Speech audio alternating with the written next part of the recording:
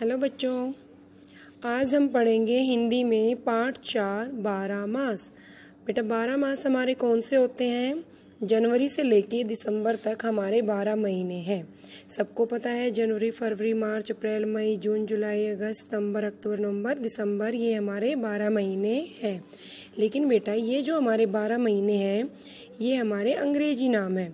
हम इस पाठ में जो पढ़ेंगे वो हैं हमारे हिंदी में जो उनके नाम है, यानी कि हमारे भारतीय परंपरा के अनुसार, भारतीय कैलेंडर के अनुसार इन महीनों को किस नाम से जाना जाता है और किस महीने का क्या महत्व है, और हर महीना जब शुरू होता है प्रत्येक महीने की शुरुआत में उस महीने में क्या क्या बदलाव हम देखते हैं, वो सब हम इस पाठ के माध्यम से जानेंगे और इस पाठ में हम पढ़ेंगे।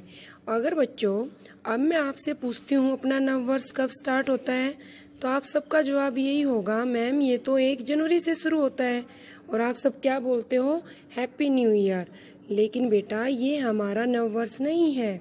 भारतीय परंपरा के अनुसार अपना नव वर्ष चैत्र मास में, यानी कि मार्च के आखिर के 15 दिनों से लेके अप्रैल के शुरू के 15 दिनों के बीच में आता है, और तभी हिंदी नव वर्ष मनाया जाता है। तो बेटा ये हमारा हिंदी नव वर्ष है जो आपको दिखाई दे रहा है।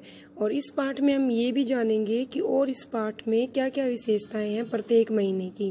तो चलो हम इन लाइनों को पढ़ते हुए अपने पाठ को शुरू करते हैं। फागुन फाग खिलाता आता, चैत चांदनी को छिटकाता, है बसंत बैसाख बुलाता, जेठ आम का पन्ना पिलाता। देखो बेटा इन 4 पंक्तियों में कवि क्या कह रहा हमें कि जो फागुन का महीना होता है वो फाग खिलाता है। यानी कि फाग क्या? फाग होता है बेटा आपका त्योहार। कौन सा त्योहार? होली का त्योहार, जिसमें आप क्या करते हो? होली का त्योहार मनाते हो और आप एक दूसरे को रंग लगाते हो, पिचकारी से भिगोते हो, रंग गुलाल से इसको मनाते हो।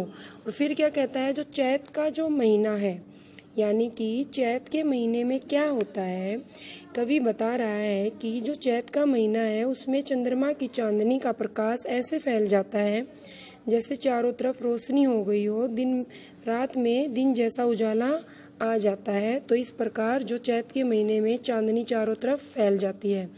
फिर क्या कहता है कवि कि जो बसंत का महीना है वो बैसाख को बुलाता है और चारों तरफ हरियाली आ जाती है और सब धूमधाम से क्या मनाते हैं इस महीने में बेटा? बसंत पंचमी भी मनाते हैं, जो क्या है माता सरस्वती देवी की, जिसमें पूजा की जाती है। और माता सरस्वती देवी हमारी विद्या की देवी है और हम उसकी पूजा करते हैं। तो इन पंक्तियों में बेटा हम पढ़ रहे हैं। अब आगे कवि क्या कहता है, जेठ आम का पन्ना पिलाता, यानी कि जो जेठ का महीना है उसमें गर्मी इतनी बढ़ जाती है कि हम कच्चे आम का शरबत बनाकर, पन्ना बनाकर उसको पीते हैं और जिससे हम अपनी गर्मी को दूर करते हैं। तो इन 4 पंक्तियों में हमने जाना बेटा इन महीनों की विशेषता, 4 महीनों की, और ये चारों महीने हमारे गर्मी के महीने हैं। अब है आगे, है आषाढ़ पानी बरसाता, सावन झूले खूब झुलाता, भादो नदी ताल भर जाता, दशहरा कुवार लेकर आता।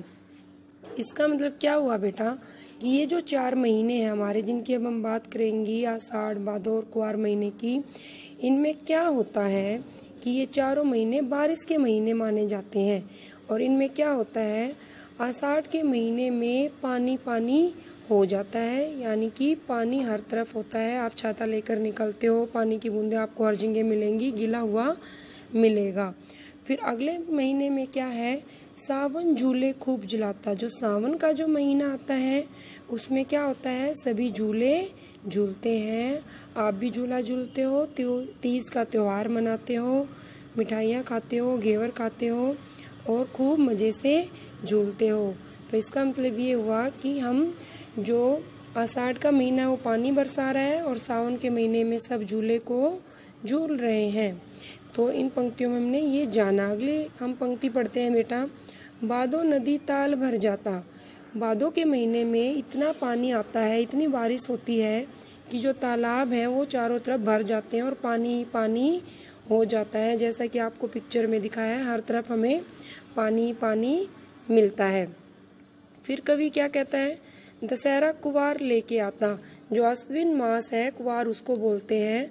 उस महीने में क्या होता है, दशहरे का जो त्योहार है वो आता है, यानी कि जब श्री राम ने रावण का वध करके क्या किया था, विजयदशमी मनाई थी, यानी कि विजय पाई थी किस पर, असत्य पर सत्य की विजय हुई थी। अगली 4 लाइनें बेटा, कार्तिक दिवाली चमकाता, अघन आग तपाता आता, पूस गरम कपड़े पहनाता, माँ मावट है बरसाता।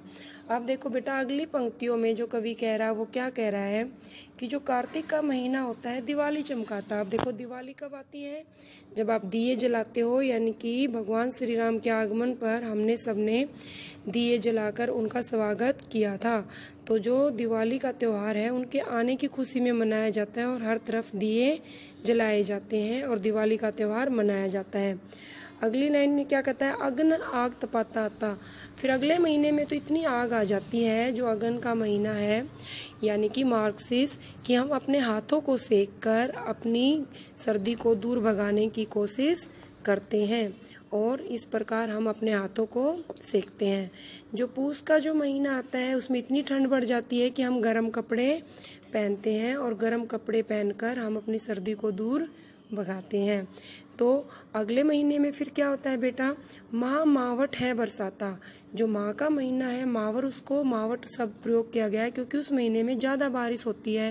देखो किस प्रकार बारिश ही बारिश होती है, गीला होता है और दोबारा बारिश की कम ज़्यादा हल्की हल्की बूंदों से गीला गीला होता रहता है, जिससे बारिश रहती है। तो इन चारों महीनों की विशेषताएं बेटा ये हैं कि इनमें सर्दी आती है, दिवाली आती है, बारिश भी आती है।